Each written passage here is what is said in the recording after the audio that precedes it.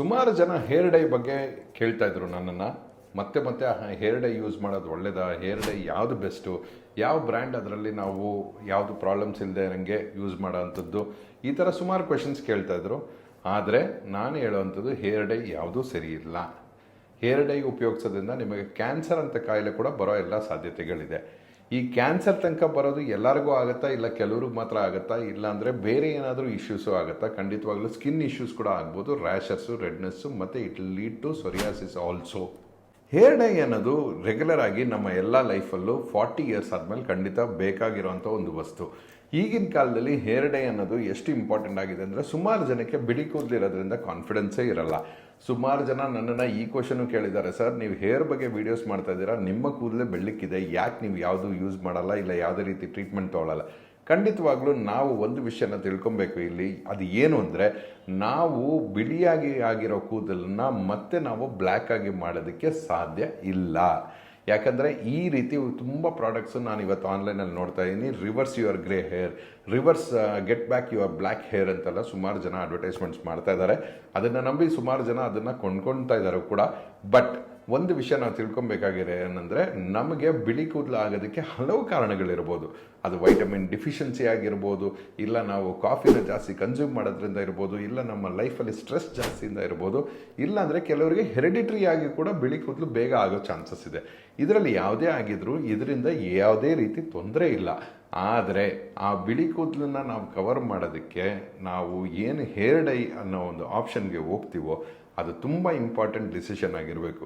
ಯಾಕಂದರೆ ನೀವು ಒಂದು ವಿಷಯ ತಿಳ್ಕೊಬೇಕು, ಹೇರ್ ಡೈನ ನೀವು ಅಪ್ಲೈ ಮಾಡೋಕ್ಕೆ ಶುರು ಮಾಡಿದ್ರೆ ಒಂದು ಸಲ ನಿಮ್ಮ ಕೂದಲು ಕಪ್ಪಾಗಿ ನೀವು ತೋರಿಸಿದ್ಮೇಲೆ ನಿಮಗೆ ಒಂದು ಕಾನ್ಷಿಯಸ್ ಹುಟ್ಟತ್ತೆ. ಆ ಕಾನ್ಷಿಯಸ್ ಏನಂದರೆ, ನೆಕ್ಸ್ಟ್ ಟೈಮ್ ನಿಮಗೆ ಬಿಡಿ ಆಗೋದಕ್ಕೆ ಮುಂಚೆನೇ ಮತ್ತೆ ಹೇರ್ ಡೈ ಮಾಡಬೇಕು ಅಂತ ಇರುತ್ತೆ. ಯಾಕಂದರೆ ನಿಮ್ಮ ಸುತ್ತಲೂ ಇರೋರು, ನಿಮ್ಮ ಒಂದು ವರ್ಕ್ ಅಟ್ಮಾಸ್ಫಿಯರಲ್ಲೋ ಇಲ್ಲ ನಿಮ್ಮ ಒಂದು ಫ್ರೆಂಡ್ ಸರ್ಕಲಲ್ಲೋ ನಿಮಗೆ ವಯಸ್ಸಾಗಿದೆ ಅಂತ ತೋರಿಸದೇ ಇರೋದಕ್ಕೆ ನೀವು ಬಿಳಿ ಕೂದಲನ್ನು ಕಪ್ಪಗಾಗಿ ಮಾಡೋದಕ್ಕೆ ಹೊರಟಿರ್ತೀರ. ಆದರೆ ಈ ಡಿಸಿಷನ್ ಸರಿನಾ? ನೀವು ನಿಮ್ಮ ಸ್ಟೋರ್ ಪಕ್ಕದಲ್ಲಿರೋಂಥ ಸ್ಟೋರಲ್ಲಿ ತೊಗೊಳ್ತಾರೆ ಹೇರ್ ಡೈ ಸರಿಯಾದ ಹೇರ್ ಡೈಯಾ? ಆ ಹೇರ್ ಡೈಯಲ್ಲಿ ಏನೇನಿದೆ, ಆ ಹೇರ್ ಡೈಯಿಂದ ಏನೇನು ಆಗ್ಬೋದು, ಆ ಹೇರ್ ಡೈಯಲ್ಲಿ ಯಾವ ಕೆಮಿಕಲ್ಸ್ ಇರಬಾರ್ದು, ಆ ಕೆಮಿಕಲ್ಸ್ ಏನು ಮಾಡುತ್ತೆ, ಮತ್ತು ಇದೆಲ್ಲ ದಾಟಿ ಯಾವ ರೀತಿಯಲ್ಲಿ ನಾವು ಹೇರ್ ಡೈನ ಮನೆಯಲ್ಲೇ ಪ್ರಿಪೇರ್ ಮಾಡ್ಕೊಬೇಕು ಅನ್ನೋದನ್ನು ನೀವು ಈ ವಿಡಿಯೋಲಿ ನೋಡ್ತೀರಾ. ಹೇರ್ ಡೈಯಲ್ಲಿ ನೀವು ಫಸ್ಟ್ ಯಾವಾಗಲೂ ನೋಡೋ ಅಂಥದ್ದು ಅಮೋನಿಯಾ. ಇದು ಸುಮಾರು ಜನ ಸುಮಾರು ವೀಡಿಯೋಸಲ್ಲೂ ನೋಡಿರ್ತೀರ, ಇಲ್ಲ ಸುಮಾರು ಕಡೆ ನೀವು ಓದಿರ್ತೀರ. ಅಮೋನಿಯಾ ಫ್ರೀ ಅಂತ ಸುಮಾರು ಹೇರ್ ಡೈಸ್ ಇವತ್ತು ಮಾರ್ಕೆಟಲ್ಲಿ ಪ್ರಮೋಟ್ ಮಾಡ್ತಾ ಇದ್ದಾರೆ. ಆದರೆ ಅಮೋನಿಯಾ ಅನ್ನೋದು ಕಂಪ್ಲೀಟಾಗಿ ಫ್ರೀ ಇಲ್ಲದೆ ಇದ್ರೂ ಇಟ್ ಈಸ್ ಅಮೋನಿಯಾ ಫ್ರೀ ಅಂತ ಕೆಲವರು ಪ್ರಮೋಟು ಮಾಡ್ತಾ ಇದ್ದಾರೆ. ಈಗ ಬೇಸಿಕ್ಲಿ ಅಮೋನಿಯಾ ಅನ್ನೋ ಒಂದು ಈ ಕೆಮಿಕಲ್ ಏನು ಮಾಡುತ್ತೆ, ಜನರಲಿ ನೀವು ನೋಡಿದ್ರೆ, ನೀವು ಯಾವುದಾದ್ರೂ ಹೇರ್ ಡೈನ ಅಪ್ಲೈ ಮಾಡಿದಾಗ ನಿಮಗೊಂದು ಸ್ಟ್ರಾಂಗ್ ಒಂದು ಸ್ಮೆಲ್ ಬರುತ್ತೆ.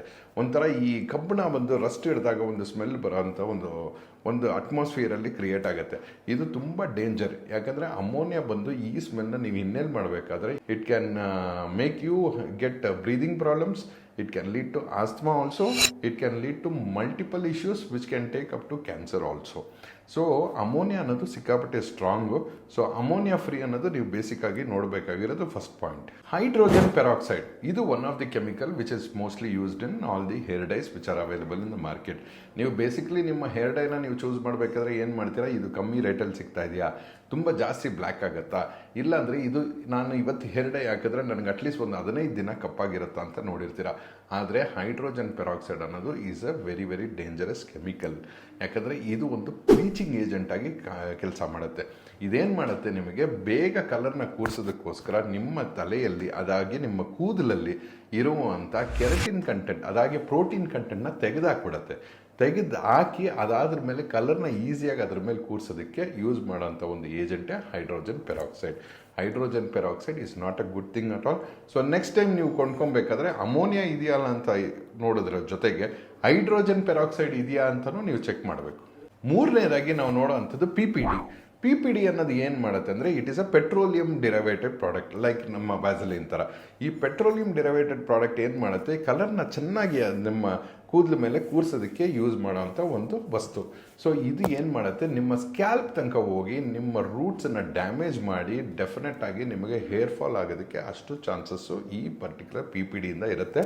ನೀವು ಸುಮಾರು ಹೇರ್ ಡೈಸಲ್ಲಿ ಇವತ್ತು ನೋಡ್ಬೋದು ಪಿ ಪಿ ಡಿ ಫ್ರೀ ಅಂತ. ಪಿ ಪಿ ಡಿ ಫ್ರೀ ಅಂತ ಇದ್ರೂ ಅದರಲ್ಲಿ ಸ್ವಲ್ಪ ಕಂಟೆಂಟ್ ಖಂಡಿತವಾಗ್ಲೂ ಮಿಕ್ಸ್ ಮಾಡಿರ್ತಾರೆ.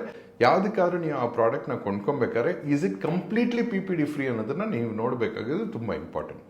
ನಾಲ್ಕನೇದಾಗಿ ನೀವು ನೋಡಬೇಕಾದ್ರೆ ಕೀಟೋನಲ್ ಅಮೈನ್. ಈ ಪರ್ಟಿಕ್ಯುಲರ್ ಕೆಮಿಕಲ್ ಏನು ಮಾಡುತ್ತೆ ಅಂದರೆ ನಿಮ್ಮ ಪರ್ಟಿಕ್ಯುಲರ್ ಹೇರ್ ರೂಟ್ಸಿಂದ ಬಂದು ನಿಮಗೆ ಯಾವ ರೀತಿ ಅದನ್ನು ಸ್ಪ್ರೆಡ್ ಆಗಿ ತುಂಬ ದಿನ ಲಾಂಗ್ ಆಗಿ ಇಡ್ಸುತ್ತಲ್ಲ ಕಲರ್, ಅದಕ್ಕೆ ಯೂಸ್ ಮಾಡೋಂಥ ಕೆಮಿಕಲ್ ಇದು.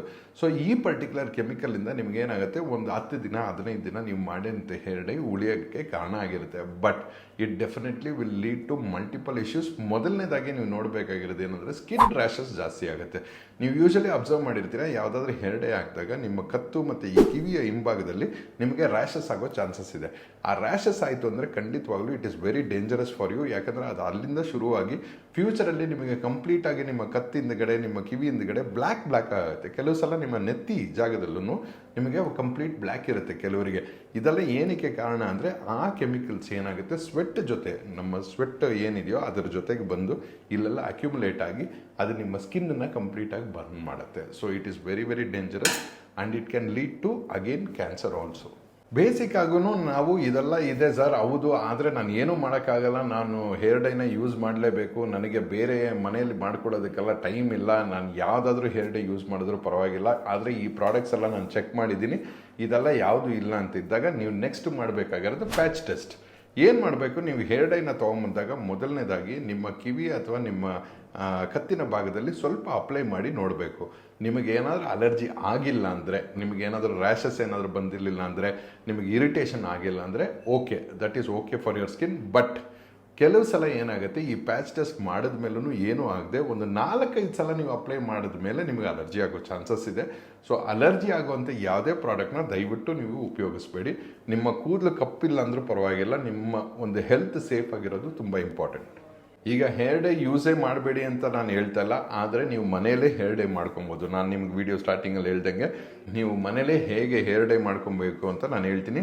ಮೊದಲನೇದಾಗಿ ನೀವು ಮೆಹಂದಿನ ತೊಗೊಬೋದು. ಮೆಹಂದಿ ಲೀಫ್ ಆಗಿರಲಿ, ಪೌಡರ್ ಆಗಿರಲಿ ನೀವು ತೊಗೊಬೋದು. ಮಾರ್ಕೆಟಲ್ಲಿ ಸುಮಾರು ವಸ್ತುಗಳು ಸಿಗುತ್ತೆ ಇದ್ರ ಬಗ್ಗೆ. ಅದರ ಜೊತೆಗೆ ನೀವು ಏನು ಮಾಡಬೇಕು, ಸ್ವಲ್ಪ ಎಗ್ ಏನಕ್ಕೆ ಯೂಸ್ ಮಾಡ್ತೀವಿ ಅಂದರೆ ಯೋಕು ಮತ್ತು ಆ ಲಿಕ್ವಿಡ್ ಎರಡನ್ನೂ ಸೇರಿಸ್ಬೇಕು. ಇದರಿಂದ ನಿಮ್ಮ ತಲೆಯಲ್ಲಿ ಪ್ರೋಟೀನ್ ಕಂಟೆಂಟ್ ಜಾಸ್ತಿ ಆಗುತ್ತೆ. ಇದರ ಜೊತೆಗೆ ನೀವು ಸ್ವಲ್ಪ ಮೊಸರನ್ನು ಮಿಕ್ಸ್ ಮಾಡಬೇಕು. ಮೊಸರನ್ನು ಮಿಕ್ಸ್ ಮಾಡಿದಾಗ ಏನಾಗುತ್ತೆ, ನಿಮ್ಮ ತಲೆಯಲ್ಲಿ ಇರುವಂಥ ಡ್ಯಾಂಡ್ರಫು ಮತ್ತು ಯಾವುದೇ ರೀತಿಯಾದ ಫಂಗಲ್ ಏಜೆಂಟ್ಸ್ ಅಥವಾ ಬ್ಯಾಕ್ಟೀರಿಯಾ ಏಜೆಂಟ್ಸ್ನ ಏನು ಮಾಡುತ್ತೆ, ಅದು ತುಂಬ ಕ್ಲಿಯರ್ ಮಾಡುತ್ತೆ. ಈ ಕ್ಲಿಯರ್ ಮಾಡಿದಾಗ ಏನಾಗುತ್ತೆ, ನಿಮಗೆ ಈ ಇರಿಟೇಷನು ಇಲ್ಲ ಸ್ಕ್ಯಾಲ್ಪಲ್ಲಿ ಯಾವುದೇ ರೀತಿಯಾದ ಡ್ಯಾಂಡ್ರಫ್ ಇದ್ರೂ ಅದು ಕ್ಲಿಯರ್ ಆಗುತ್ತೆ. ಇದು ಮೂರನ್ನು ಮಿಕ್ಸ್ ಮಾಡಿ ನೀವು ಒಂದು ನೈಟ್ ಅದನ್ನು ನೀವು ಇಟ್ಟಿರಬೇಕು. ಆ ಪರ್ಟಿಕ್ಯುಲರ್ ಇಟ್ಟಿರೋಂಥ ಒಂದು ಮಿಕ್ಸ್ಚರ್ನ ನೀವು ನೆಕ್ಸ್ಟ್ ದಿನ ಬೆಳಿಗ್ಗೆ ಅಪ್ಲೈ ಮಾಡಿ ಒಂದು 20 ಮಿನಿಟ್ಸ್ ಟು 30 ಮಿನಿಟ್ಸ್ ಬಿಟ್ಟು ನೀವು ಅದನ್ನು ವಾಶ್ ಮಾಡ್ಬೋದು. ವಾಶ್ ಮಾಡಿದ್ಮೇಲೆ ನಿಮ್ಮ ಇಷ್ಟ, ನೀವು ಅದನ್ನು ಜೊತೆಗೆ ಶ್ಯಾಂಪೂನು ಯೂಸ್ ಮಾಡ್ಬೋದು. ಶ್ಯಾಂಪೂ ಯಾವುದು ಯೂಸ್ ಮಾಡಬೇಕು ಅಂತ ಸುಮಾರು ಜನದ ಪ್ರಶ್ನೆಗಳಿದೆ. ಈ ಶ್ಯಾಂಪೂ ಬಗ್ಗೆ ನಾನು ಒಂದು ವಿಡಿಯೋ ಸಪ್ರೇಟಾಗಿ ಮಾಡ್ತೀನಿ ಮುಂದಕ್ಕೆ. ಆದರೆ ಈಗ ನೀವು ಯಾವ ಶ್ಯಾಂಪೂ ಯೂಸ್ ಮಾಡ್ತಾ ಇದ್ದೀರೋ ಅದನ್ನೇ ಯೂಸ್ ಮಾಡ್ಬೋದು. ಸೊ ಬೇಸಿಕ್ಕಾಗಿ ಇದನ್ನು ನೀವು ಮನೆಯಲ್ಲೇ ತಯಾರಿಸೋ ಅಂಥ ಒಂದು ಹೇರ್ ಡೈ. ಇದರ ಜೊತೆಗೆ ನೀವು ಏನು ಮಾಡಬೇಕು, ನೆಕ್ಸ್ಟ್ ದಿನ ಈಗ ನಮಗೆ ಮೆಹಂದಿ ಹಾಕಿದಾಗ ಯೂಶಲಿ ಏನಾಗುತ್ತೆ, ರೆಡ್ ಅಥವಾ ಬ್ರೌನ್ ಕಲರ್ ಆಗುತ್ತೆ ನಮ್ಮ ಹೇರ್ಸು. ಅದನ್ನು ಬ್ಲ್ಯಾಕ್ ಮಾಡಬೇಕಾಗಿತ್ತು ಸರ್, ನನಗೆ ಬ್ರೌನ್ ಚೆನ್ನಾಗಿ ಕಾಣಲ್ಲ ಅಂತ ಇದ್ದವರಿಗೆ ನೀವು ಇಂಡಿಗೋ ಅಂತ ಪೌಡರ್ ಸಿಗುತ್ತೆ ನಿಮಗೆ ಮಾರ್ಕೆಟಲ್ಲಿ. ಆ ಇಂಡಿಗೋ ಪೌಡರ್ ಏನು ಮಾಡುತ್ತೆ, ನಿಮಗೆ ಡಾರ್ಕ್ ಬ್ಲೂ ಕಲರ್ ಕೊಡುತ್ತೆ. ನಿಮಗೆ ಆ ಪರ್ಟಿಕ್ಯುಲರ್ ಪೌಡರ್ನ ತೊಗೊಂಡು ಚೆನ್ನಾಗಿ ಮಿಕ್ಸ್ ಮಾಡಿ, ಇದಾಗಿ ನೆಕ್ಸ್ಟ್ ದಿನ ನೀವು ಮೆಹಂದಿ ಅಪ್ಲೈ ಮಾಡಿರೋ ನೆಕ್ಸ್ಟ್ ದಿನ ನೀವು ಇದನ್ನು ಮತ್ತೆ ಮಿಕ್ಸ್ಚರ್ ಆಗಿ ಕನ್ವರ್ಟ್ ಮೀನ್ಸ್ ಅದನ್ನು ನೀರು ಜೊತೆ ಮಿಕ್ಸ್ ಮಾಡಿ ಅದನ್ನು ನೀವು ಕಂಪ್ಲೀಟ್ ನಿಮ್ಮ ಏರಿಯಾದಲ್ಲಿ ಎಲ್ಲೆಲ್ಲಿ ನಿಮಗೆ ವೈಟ್ ಹೇರ್ಸ್ ಆಗಿದೆಯೋ ಅಲ್ಲಿ ನೀವು ಅಪ್ಲೈ ಮಾಡ್ಬೋದು. ಬಟ್ ಇದೆಲ್ಲನೂ ದಾಟಿ ನಾನು ಹೇಳೋದು ಏನು ಅಂದರೆ, ನ್ಯಾಚುರಲ್ ಆಗಿ ನೀವು ನಿಮ್ಮ ಪರ್ಟಿಕ್ಯುಲರ್ ಹೇರ್ ಗ್ರೇ ಆಗ್ತಾ ಇರೋದು ಏನಾದರೂ ತುಂಬ ಪ್ರೀಮೆಚೂರಾಗಿ ಆಗ್ತಾ ಇದೆ. ಕೆಲವರಿಗೆ 20, 25, 30ರಲ್ಲೇ ಗ್ರೇ ಆಗ್ತಾ ಇದೆ ಅಂದರೆ ನಿಮ್ಮ ಪರ್ಟಿಕ್ಯುಲರ್ ಬಾಡಿಯಲ್ಲಿ ಮೆಲಟೋನಿನ್ ಕಂಟೆಂಟ್ ಕಮ್ಮಿ ಆಗಿರುತ್ತೆ. ಸೊ ಈ ಪರ್ಟಿಕ್ಯುಲರ್ ಕಂಟೆಂಟ್ ಕಮ್ಮಿ ಆದಾಗ ನಿಮಗೆ ಖಂಡಿತವಾಗ್ಲೂ there will be a chances of premature greying. ನೀವು ಖಂಡಿತವಾಗ್ಲೂ ಬ್ಲಡ್ ಟೆಸ್ಟ್ ಮಾಡಿಸಿ ಅದಕ್ಕೆ ತಕ್ಕಂತೆ ನೀವು ಬಂದು ಟ್ರೀಟ್ಮೆಂಟ್ಸ್ ತೊಗೊಂಡಾಗ ಈ ಪ್ರೀಮೆಚೂರ್ ಗ್ರೇಯಿಂಗ್ನ ಸ್ಟಾಪ್ ಮಾಡ್ಬೋದು.